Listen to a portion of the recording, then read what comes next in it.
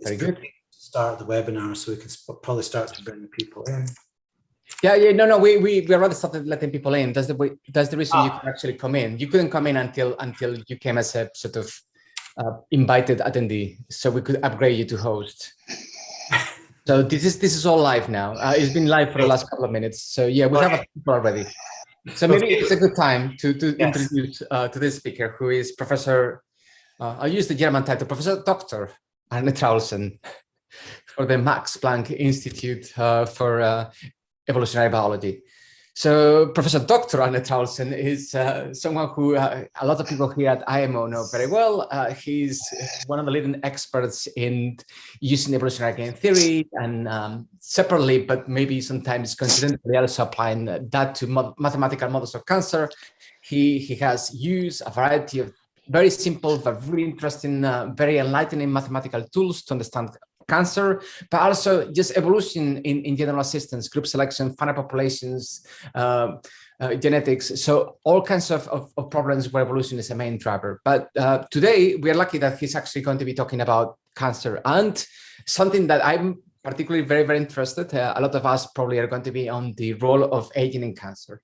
So as a background, Arne is a physicist. He has a degree in theoretical physics from the University of Kiel, with also some studies in Leipzig and Gothenburg.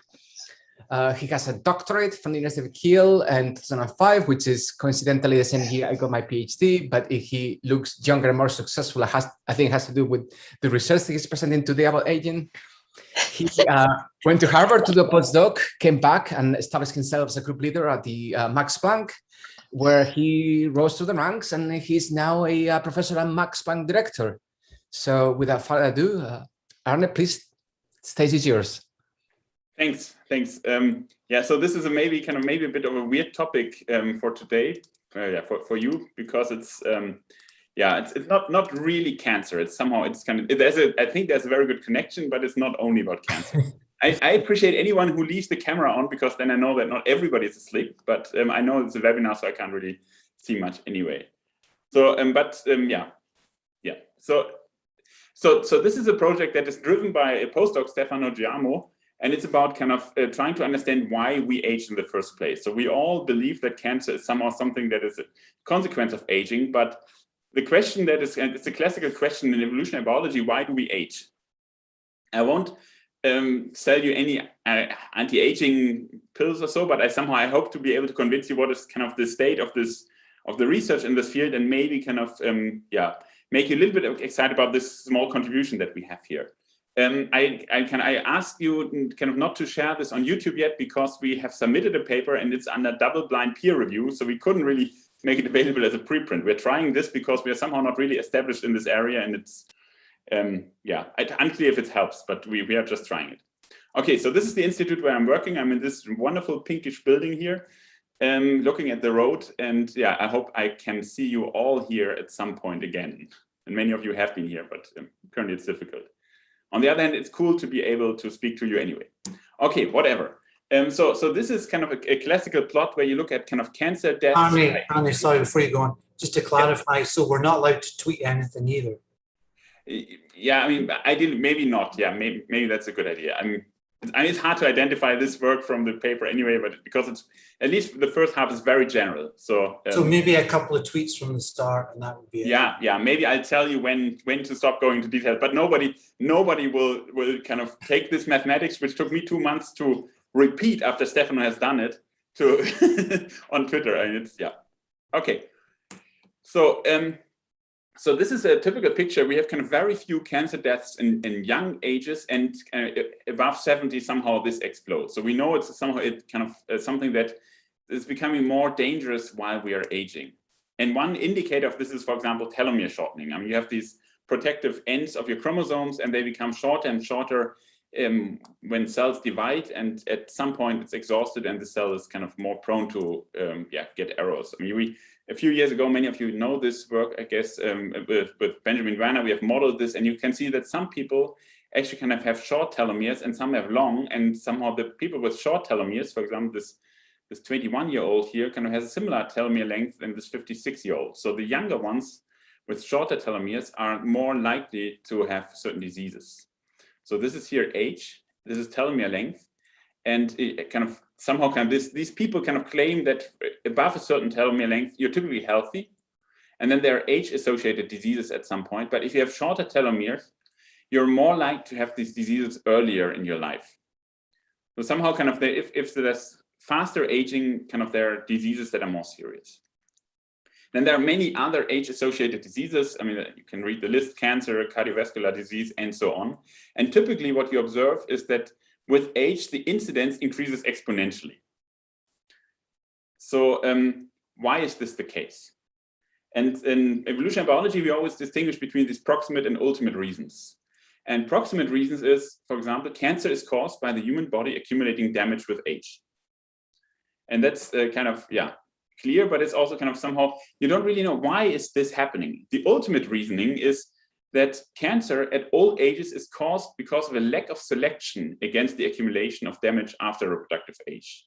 If you look at these pictures of Charles Darwin, when he was a young boy, any mutation that his body accumulates is something that causes danger. It's something that is also passed to his children. But at this age, when he was an old man, somehow any changes in his body that occur don't matter anymore for evolution because he's beyond reproductive age. So people have argued that selection is blind to anything at old age. So why do we age? I mean, Sandy knows this young lady. She looks different now. And what is aging is the first question. What is really aging? Because aging is not really about how people look and how these things change. What people define as aging is the progressive deterioration of survival and reproductive chances with reproductive age. So forget about this and just think about what is your probability to die tomorrow and what is the probability to have offspring tomorrow. And typically the probability to die tomorrow is higher than the probability to die today. And the probability to have offspring tomorrow is typically lower than the probability to have offspring today. So what would be an evolutionary successful strategy? I'm somehow thinking of evolution, natural selection. What would be the best strategy? One thing is select against diseases. Make sure that you don't get them. Become much older in good health and have additional offspring late in life. That sounds like a good strategy. So I'm age another 30 years and then I have another 10 kids. So typically that doesn't work. And the question is why? Why not? Why does natural selection, why would it not favor such strategies? Why is there this problem that you cannot really have this? So the first point I want to make is why does evolution not remove aging? And the original claim, this is by August Weismann, a medical doctor, but who was I think Meyer said he's the second most influential evolutionary thinker after Darwin. And he claimed that aging is disadvantageous for the individual, but it evolves for the good of the species. So it's good that the old men like me are eventually dying, and then the younger people can take over. But now every evolutionary biologist says no, nothing evolves for the good of the species, because the species doesn't reproduce, and selection on the individual level is always higher than selection on any higher level. So this argument is somehow flawed. But then came Haldane, and in 1941 he wrote that natural selection would just have little force at late ages under natural conditions. So you're much more likely to have strong selection at young age than strong selection at late age.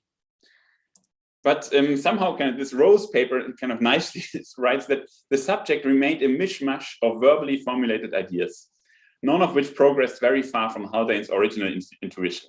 And this is something that, in my opinion, often happens in biology, that you have a theory that is very, very convincing, but it's a verbal theory and it somehow requires a little bit more. It requires some math. And here's the math. I mean, this is the guy, this is Bill Hamilton, who not only wrote these papers on kin selection, but a few years later, he had this paper on aging. And in 1966, he had this formal definition of the force of natural selection.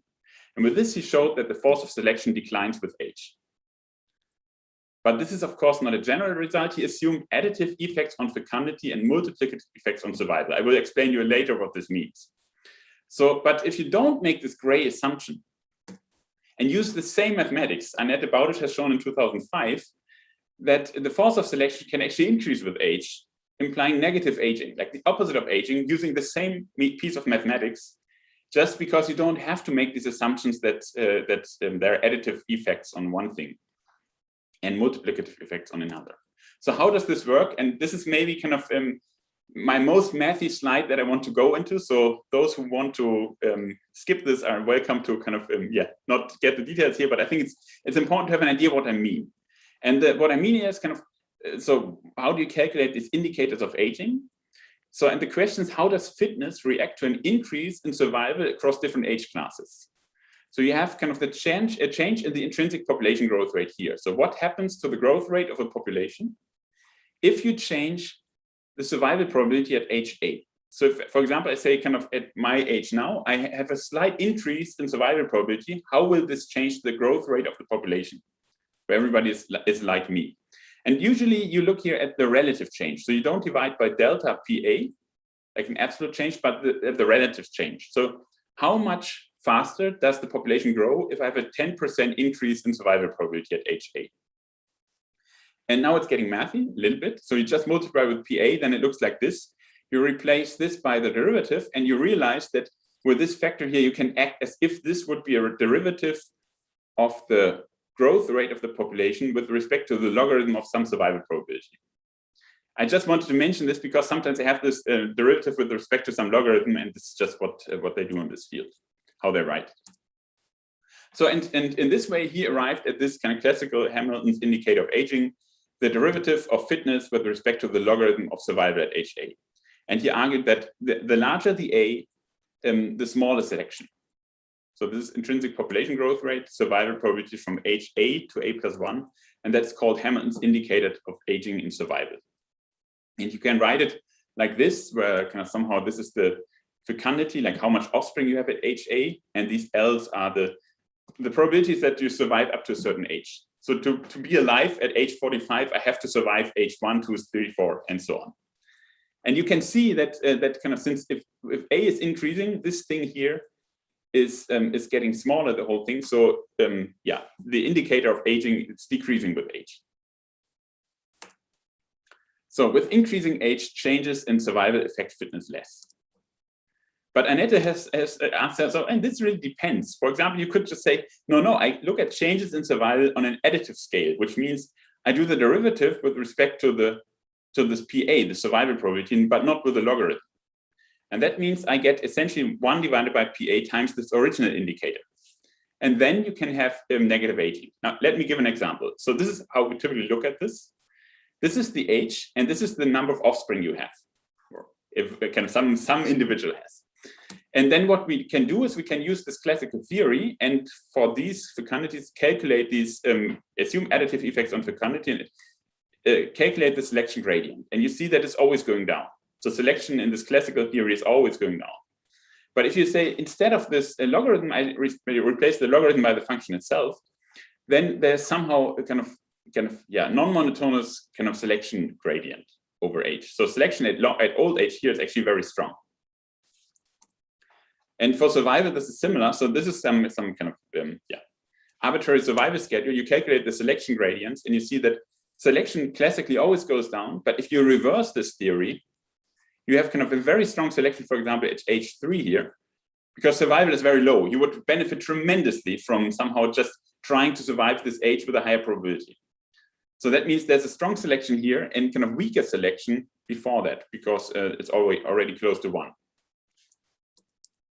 So which indicators, I'm talking a lot about these derivatives and these indicators of aging. So which are the right ones? And this is Hamilton's original thing. This is from Annette, and she has many others in her 2005 PNAS paper. And in 1994, Charlesworth kind of famously claimed that genetic effects on survival probabilities are more likely to be additive on a log scale. And that's he's a huge population geneticist, and somehow it's like but it's a bit like a statement for me that, I mean, if you're a big scientist, you can make these statements, but it's not really backed up by data so much. And the correct answer may actually depend on the species. I mean, he also says are more likely to. So he doesn't exclude anything else, but maybe that's a very good case, but you could also analyze the others. But in reality, it really depends on the species you have in mind here. But ultimately, this is an empirical question that cannot be answered by mathematics alone. So you have to do a little bit more. So what can we do when a central question is empirical? And I think this is something that we often have. And of course, you can give up. Maybe that's natural, but you could also kind of just say, okay, no, I focus on a case where data is already available. So that's why we often work on worms, fruit flies, mice, and sometimes on humans. There's actually very good data for kind of for survival and fertility in many species, but then you would just focus on these cases. What I typically do is I kind of consider these what-if scenarios, and then I try to identify something theoretically interesting. But in this case, Stefano kind of decided that we should analyze this model in all its generality and try to find general patterns based on mathematical properties. And don't worry, I will not go through the mathy part of this, but I just want to kind of try to explain kind of what the gist of this is in the end. So before we look at this, let's briefly recall what is happening out there in nature. And there's a wonderful paper 8 years ago, Diversity of Aging Across the Tree of Life. And these people have kind of collected lots of data from humans, from all kinds of animals, and they have normalized this in a nice way, because the point is, just because elephants are living many, many years, it doesn't mean that they age less or more. I mean, this lifespan is not the same as aging. You have to ask kind of, is the survival probability of the elephant increasing or decreasing with age? And a fruit fly that lives only a day could have kind of just the same schedule or a completely different one. So here, this is the typical picture that you see. In blue, you always have relative fertility.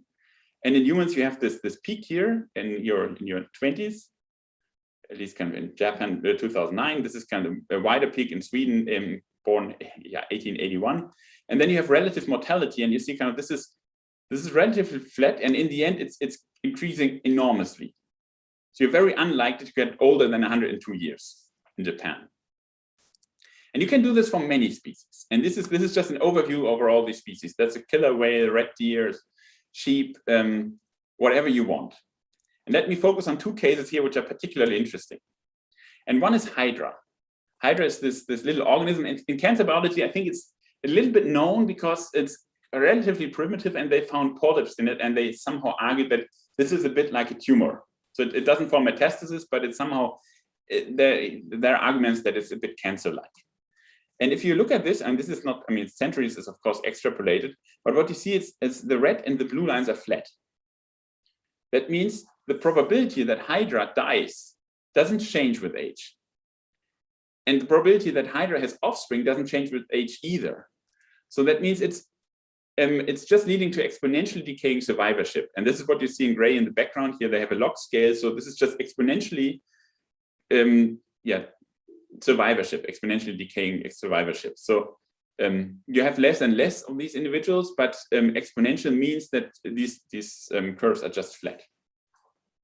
So another example is kind of this desert tortoise. And the question is, do they look younger with age?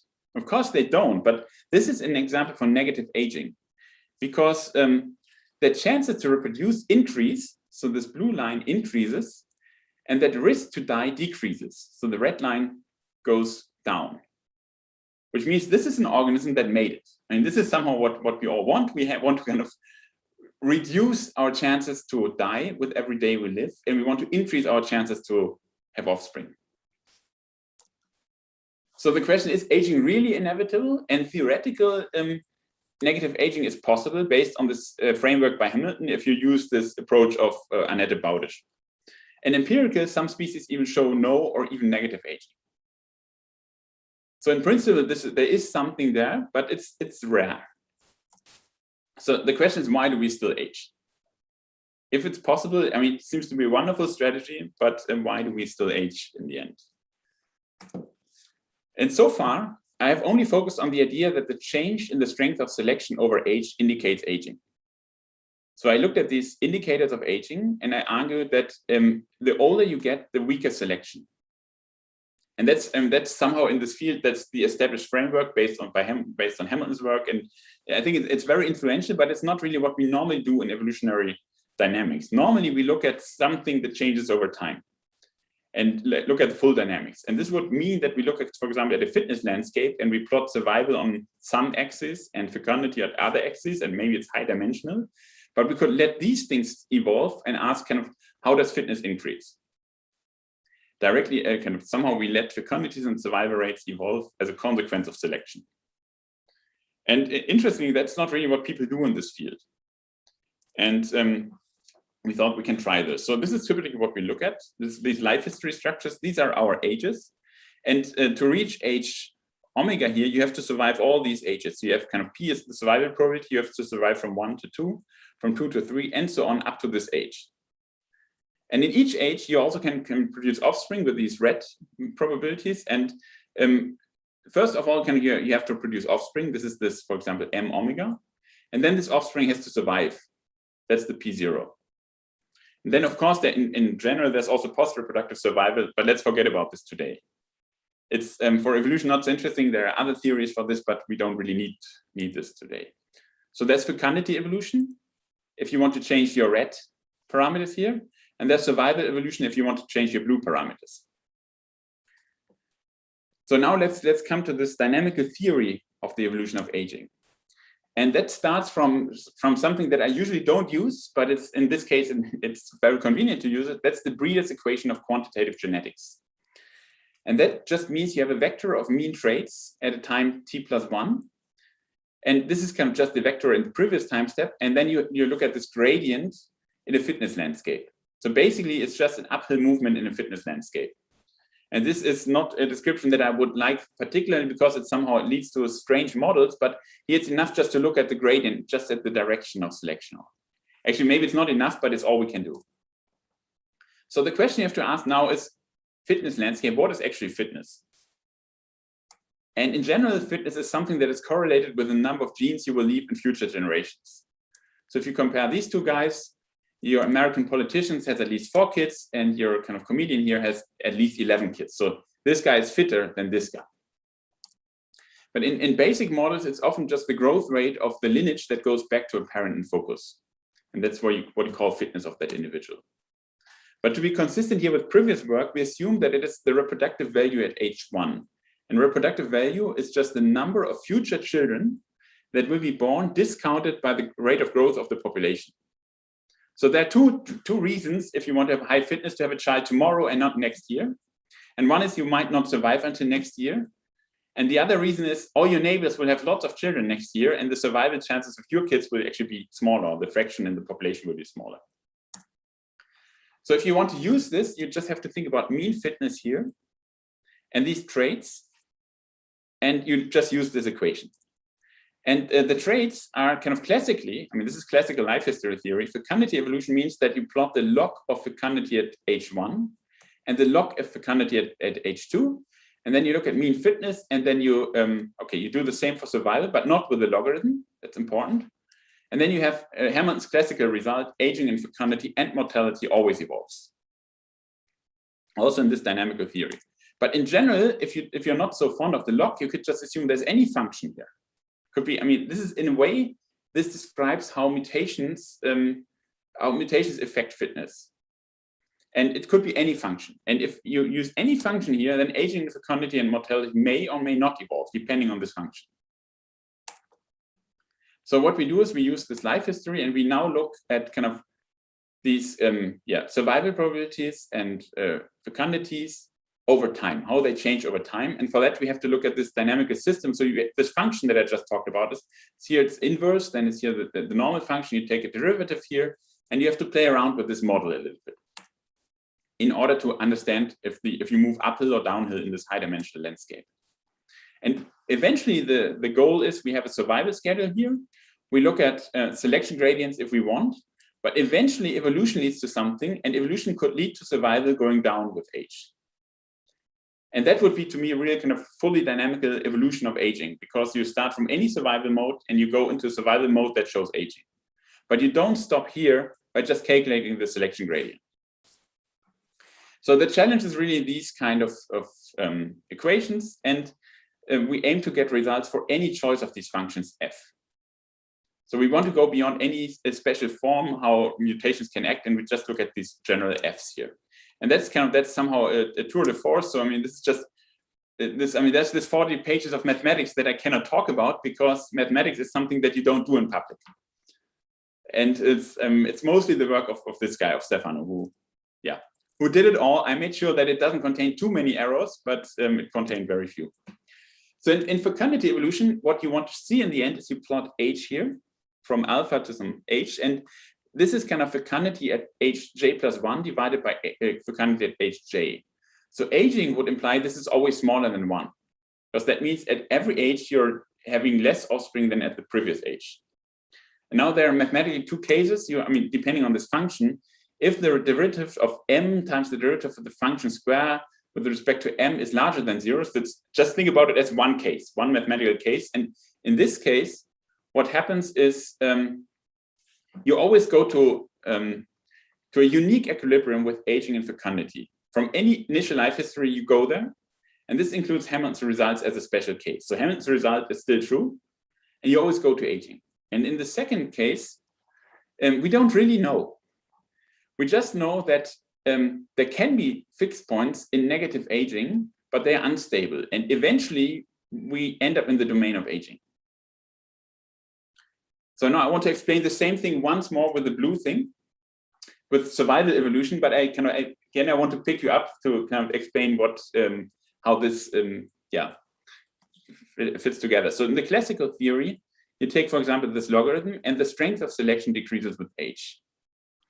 And in the extended theory by Annette Baudisch, the strength of selection may increase with age. But what we want to do is don't want to stop there, we want to go further. We do not stop with the indicators of aging, but we follow the dynamics with the Breeder's equation to infer what really actually evolves. So we follow the dynamics of this through this space of possibilities.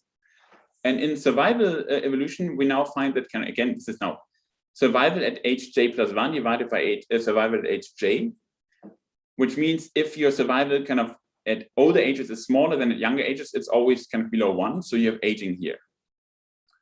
And here we know that all equilibria are in the domain of aging, but we don't know if they're unique for general indicators. We can do it for any function, but we cannot have general proof. But we know that everything is in the domain of aging. And here there are fixed points in negative aging, but they're again unstable, and evolutionary dynamics leads into this domain of positive aging. So in both cases, in the end, you age again. So the big question is now, how can we then explain negative aging? And our mathematical theory here makes two crucial assumptions. And one is the life histories are in equilibrium. So it's important to think about this. There's no non-equilibrium effects, and this could, of course, change everything. And this is hard to prove, and it's hard to kind of disprove. So it's somehow it's an assumption that everybody makes, but it's kind of unclear if it's really fulfilled.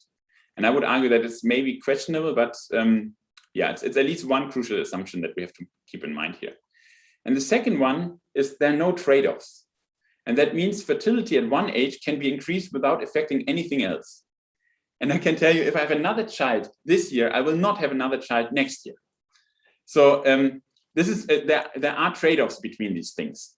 And survival probability might actually also depend on, if you have more children, you are less likely to survive. So this is kind of how these trade-offs can look like. So if you have these constraint curves, this is logarithm of survival, this is logarithm of fertility. And it could be that you just can't go beyond this red curve. And then you can still optimize your fitness up to a certain point, but you cannot go beyond. And negative aging can be a consequence of a life history not really reaching an equilibrium, or it could be a consequence of life history trade-offs. So it's negative aging is still possible in this theory, but not under all assumptions. Okay, so maybe I skip this out again. Okay, maybe I briefly say what I mean with this. So the point is kind of now, which fertilities and survival probabilities are most important then? And there's a nice little result by Stefano that if you look at these life cycle graphs, and if you look at elasticities, how much things affect each other, then you can just cut it into two, and then you can compare them. So it really depends how much incoming and outgoing effects you have here. Okay, this already brings me to my summary. Maybe it was a bit short, but then you can ask more questions. So cancer can be explained by the weakening of selection with age. And we know that if selection is getting weaker, there's more damage accumulating, and this can lead to many problems. And there's this classical theory by Hamilton that shows that selection must decrease with age, but it has been seriously challenged by arguing that there could be other indicators of aging. I should also mention that this is controversial. I mean, some people say, no, these indicators that Hamilton wrote down, they make most sense. And these other ones, they make less sense. But in general, I mean, in my opinion, it sounds quite arbitrary, and it's important to look at generalizations. And there's this very nice empirical work that shows there's a huge diversity in aging across species. And I mentioned the hydra, I mentioned the desert tortoise. I mean, there are very strange life histories here. And our dynamical theory of aging can show that even when selection increases with age, aging will eventually evolve. So eventually, even in our model, everything will age, but the reason is different. So Hamilton has argued that because selection decreases with age, that is aging. And we would argue, even if selection increases with age, eventually dynamically aging will evolve. Okay, and with this, I should kind of thank my group with this outdated picture, and in particular, Stefano and Annette, who kind of introduced me to this topic. Okay. Thank you. And I'm not sure how we play with questions now, but I think you have a fair amount of time for questions. Yes. Yeah. So yeah, there's plenty of time, and I see the audience, and I'm sure there's going to be plenty of questions. I have the feeling that Andre Marusik will have a couple because he's just looking very impatient about that. So Andre, please. Yeah, so great, great stuff. What I think, however, is that, and it might be kind of a controversial subject in the evolution, is the idea of sort of a group selection and the idea of evolvability. I don't think it can completely make sense of what's going on without considering kind of the impact of aging and mortality on turnover and ability to, on one hand, diversify genetically. As you're talking about in your models, you have a static landscape, so nothing's changed, and then you can have an optimization.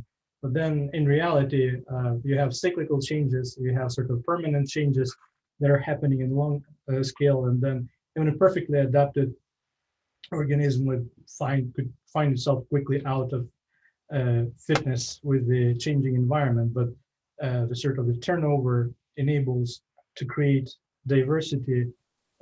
Also, there's, I think, the phenomena of learning, where it's kind of, you cannot teach old dog new tricks, but then if you have the kind of individual development at young age, individuals are usually more plastic, more adaptable. They can learn new tricks, adapt to new environment through non-genetic mechanisms as well. So is it possible to take this into consideration? Because otherwise it looks like there are kind of important factors are missing from. So one thing that one can argue about these genetic things. I mean, some classical evolutionary biologists say, if you just need it, if selection is just strong enough for something, you just get the genetics for it that you need. So it's kind of a constraint in the paths that you take. But you could also argue that eventually, if something is really under strong selection, you should not be too constrained by it. But of course, kind of, this is an idealization, and this is based on classical theories which are 60 years old. Mm-hmm. But the point is kind of, to me, that these theories are still kind of this. They still give you a guidance, kind of what you should expect in the simplest situation. And I would not kind of try to kind of somehow complicate this model in this way, saying kind of, okay, there are all these effects, let's put them in, because then eventually you end up with a model that is so complex that it's no longer kind of clean to be analyzed. Then you have to kind of, I mean, the parameters is actually, to me, always least important, because somehow you have kind of whatever, you have 20 parameters in the end. Of course, you can explore this 20-dimensional space, fine with me. But the crucial thing is these more basic assumptions. And here, kind of the basic assumption that everybody is making is that you take these derivatives with respect to the logarithm, for example. And if you just say kind of, there could be something where the genetics is just different, that it's not the logarithm, but it's whatever, the hyperbolic tangent, then everything is different. And I think this is important to be pointed out in simple abstract models. And at this point, I would just say, let's first stay with these simpler things and then later extend this in cases where we really need to. And what defines the need? Because it looks like oftentimes you have kind of simple models that kind of make sense and satisfy certain kind of the immediate needs, and then basically it becomes a dogma and things get stuck, like with sort of beanbag genetics approach, where you have like civil rights basically kind of have a deep understanding of the importance of the epistatic interactions, but then at some point it just becomes about sort of one gene, one function that's easier to manipulate mathematically, and then like in cancer biology, basically it becomes an undisputable dogma that really kind of hurts the progress of the field in general. Yeah, I mean, to me, it's kind of, I mean, so we are in this dogma, right? I mean, we know that evolutionary biologists know that aging evolves because Hamilton wrote down this wonderful paper. And most people are not aware of this work of Annette Baudisch that is really kind of showing that there are problems with these assumptions. If you just change assumptions slightly, you come up with something very different. So I think we are actually kind of in this field, we are stuck in a situation where there is a dogma based on a mathematical model that everybody understands and everybody believes, but if you think about it more closely, you realize there's something wrong with a very basic assumption of this. And there are all these theories of kind of disposable soma for aging, where you say, okay, I mean, you age because you have this disposable soma, but the underlying reason of this is still that selection decreases with age. So I think it's, I mean, to me, this is really questioning some of the very basic but very popular assumptions of evolutionary biology. And I think this is necessary that you constantly challenge these basic models, because it's not that we have much more sophisticated, better models of aging, and we have kind of all kinds of systems biology models, but I wouldn't claim that we understand more of this process with these more complex models. Cool. We have a few more people who want to ask questions, so I'll just go in order. I think that maybe Michael, you want to start now? Yeah. So I really liked your talk, Arne.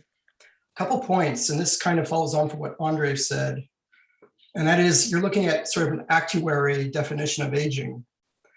And often we think of aging in terms of physiological systems. So my hair is getting gray, my heart is not working as well as it used to, and so forth, which you would expect would correlate with what you're looking at, but not necessarily. So I think it was Ronald Lee who published a series of papers looking at how social interactions could affect this forced selection curve. And he actually comes up with a hump-shaped curve. And that is in part due to experience. So I think Andre briefly mentioned that. And that is, as we get older, we get more experience and we survive better, even though physiologically, beyond a certain age, we might be in decline.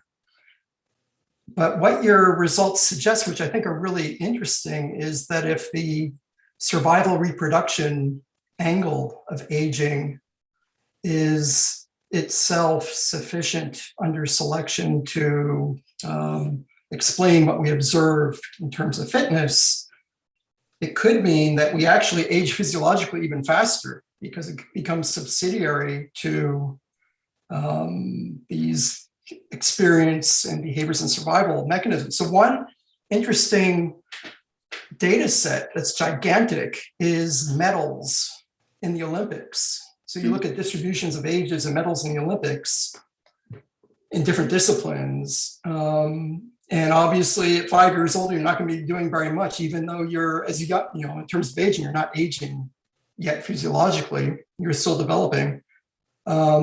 But beyond a certain age, the experience is not sufficient to counteract the effects of physiological aging. So beyond 35 or 40 in most disciplines that involve physical effort and strength tend to go down. So you get this counterbalancing effect. So what is your view on how the common sense notion of aging, I would say the common sense notion is physiological and not actuary, would relate to your results? So, I mean, I think this is kind of a different field when people look at kind of these these other kind of definitions of aging and kind of the direct effects that how things change with age, like kind of whatever strength or kind of these records. I think it's so this is just kind of, so I focus entirely here on survival and fecundity, because I think kind of evolutionary that's important, but I didn't mention anything kind of how survival is controlled. And you are right. I mean, if survival is not necessarily just something that's just ingrained, that could be somehow that it decreases with the decline of your body, but it increases with your experience. So there could be all these effects, and in principle, I would argue that this leads to another function F, that leads to another function how mutations act on survival during your age. And if you give me this hump-shaped function, in principle, I could somehow derive a function F from it and argue that, okay, now with this function F, what would I expect? And the cool thing of these results to me is that whatever you give, I can tell you if I'm in some scenario 1 or scenario 2, if I have kind of where my fixed points are, but essentially it's kind of whatever function you give me, I can tell you in which scenario you're in, but it's just essentially in the end, it's a function on how mutations will affect your survival at which age. And it's, I mean, of course, there are many underlying things, and it's a bit like a description of, it's more like thermodynamics than statistical mechanics. You just look at this from a kind of coarse-grained perspective and say, what is the effect of something on something in the end? And how this is regulated mechanistically is something that the model is blind to. Right. But eventually things age in terms of actuary and die, except, you showed these two interesting examples. So you're saying that aging could go down over a certain time interval, but eventually, right, senescence and so forth would mean that things do die at a higher rate per unit time. Yeah. I mean, in this model, with evolution, at some point this will happen. Okay. But we do observe certain species which don't follow this pattern, but of course they still don't get infinitely old, right? I mean, somehow it stops naturally. Right. Okay. So following the order in which we're getting the questions, the next one is another Andre. Thank you very much. I have a very small question, which I'm a bit confused. Previously, you showed your slide with a Nature paper about this Japanese and Swedish society. And previously, for example, in Sweden, we would have like neonatal mortality among children, like 1 century ago, because we had like smallpox. And I wonder how this actually connects to your theory. For example, if I know that because of smallpox, with probability 30% children would die. So in that case, the survival would be kind of fixed, but I wonder if actually the aging profile would evolve in your model. Okay, so this is just observational data, right? And it's just kind of when you look at these kind of fertilities and mortalities of every Swedish person that they could somehow get access to, they just find this shape. And of course, if you have something like somehow a disease wave in the system or something like this, of course, it strongly affects things. I mean, if we look at the stable age distributions of things that emerge from these models, and there are these these pyramids where you see how aging is, how age classes are distributed, and you clearly see all these effects out of equilibrium. Like you see the world wars in Europe very strongly in these distributions. So, but this is somehow just a snapshot, right? It's just a snapshot of this society at this age, and whatever it was, somehow the relative mortality just increased with age here. I mean, there is no decrease over time here. And this is just what the data is that they looked at. But I mean, these demographic researchers, and they have tons of data, and they analyze all these things. It's just, for me, it's just the motivation to look at these different schedules. And for me, it's very important that you normalize these things in a proper way. So you have to somehow the axis is the same length, but this is until 102, and this is until 89, because somehow lifespan changed. And you can somehow attribute this to either ecology or circumstances. I mean, we have better healthcare.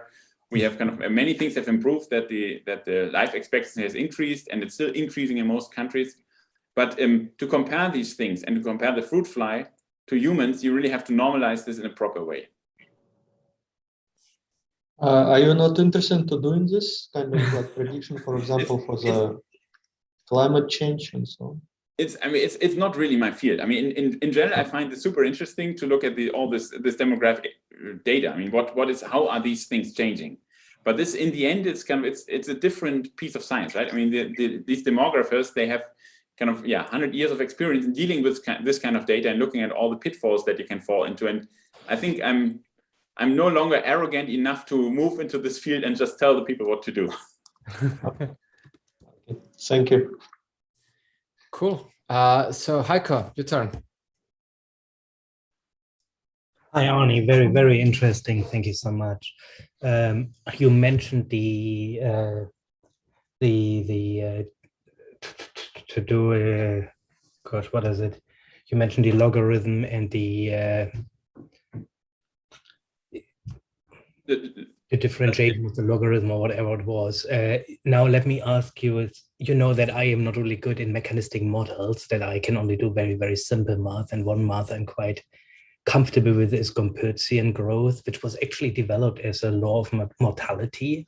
So if you look at the Gompertz-Maychem law that combines age-dependent, age-independent factors, can your weakened selection be mapped onto something as simple as the Gompertzian? That's not simple to me. It's so that would mean that you somehow you have a certain way to model death in these models, right? Mm-hmm. And then you would have to somehow, if you want to, I mean, it's somehow you have to tune your survival properties in a way that you get these models. I'm not sure. I think I would have to think about this. I mean, it's somehow this is mostly these, whatever function you put here, it's mostly like a way on how mutations act to lead to a certain schedule. And you could assume that, I mean, I would assume that if you want to get converging functions out in the end, there are there's at least one way to to put a function here that you put it in here. But I'm not sure. I mean, this is more I think it's a more fundamental question about these demographic models in general. And I'm sure it's possible, but I couldn't tell you right now. Thank you. It looks like Dr. Altrock has an idea. Yeah, exactly. Because the only time I studied and actually published on age structure was in cells and cell survival. And I tried really hard to map it onto a single equation that has some kind of decaying rate. And I don't think I'm the first one. So I don't know if it's truly possible. So because you always have this age kernel, right? So I also wanted to ask Arne, have you thought, and is it in the field, does it even make sense to go away from discrete into continuous and into consider integral equations and stuff? Where again, right, it's a rather complex object, mathematical object, like an integral over some survival kernel times fecundity or birth, that I don't think can be mapped onto a simple Gompertzian. I've tried, and so funny enough, they don't yield the same. And so I've always been intrigued that cells, for instance, right, they survive only for 3-4 days, but also they have some kind of survival function rather than just having an in and an out. And in my experience, they're not the same. I'm not sure. It really depends on how you set the schedule. And of course, I mean, these people, they do work there's another field where they work with continuous aging models. They are harder to explain and harder to analyze. And I mean, I could tell you that one of the main criticisms that we got here is originally that we considered an upper cutoff of the age. So, okay, maybe I have this somewhere. Yeah. So that we said there is a maximum age. We don't define it. We can say it's whatever, 1 million years. But one of the referees said this is wrong because it's a fixed number. It implicitly assumes that there will be aging. So now we spend a month or two changing the theory for infinite age, a maximal age. And yeah, this is how we like to spend our time. But very mathematical, yeah. Yeah, I mean, some people. This is a very, very mathematical field, and these continuous models exist. And they're just, I mean, and for me, they're harder to analyze. But I wouldn't be sure that you cannot have this. I mean, someone maybe should sit down with Stefano. I wouldn't be sure that you cannot have such a growth function. If Dr. Altrock has tried and failed, I believe it's impossible. No. But I haven't found it. And I looked at the literature for quite a while. And whenever I tried numerically to equate them and find an effective rate, that even time dependent, that is equal to even the smallest compartment model, there was never exact match. And I at least I'm not saying it's impossible, but in my experience it's very hard. How easily is it to compare the cell life cycle to population lifespan?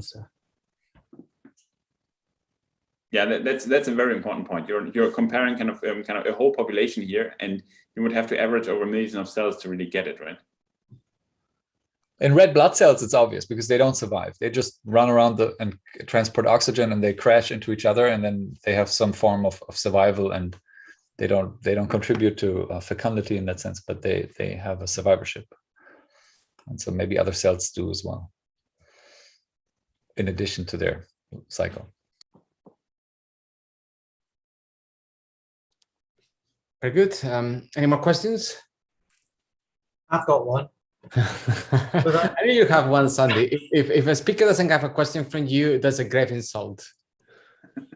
So that was definitely different, Arne. And I was trying to see the relationship to cancer, and I think you made some case at the end there. But I guess one of the issues I have is the way cells divide and the way people and other animals divide is quite different.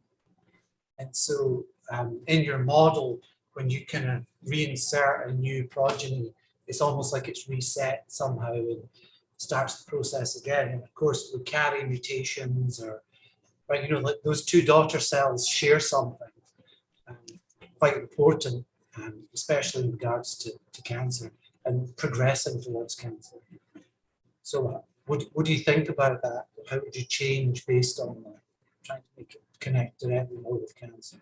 So to me, it's a very different branch. I mean, it has to do with cancer because this field of evolutionary medicine started arguing about cancer and started by these considerations. Why do we age?